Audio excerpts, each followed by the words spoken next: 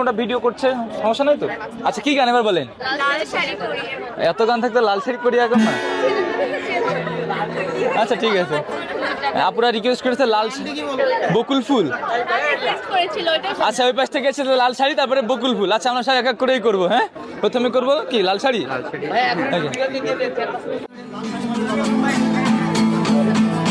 চন্দ্রের মতো মুক্তি যখন ভাসত নয়ন জলে, আবার কইরা মুইসা দিতাম গালে।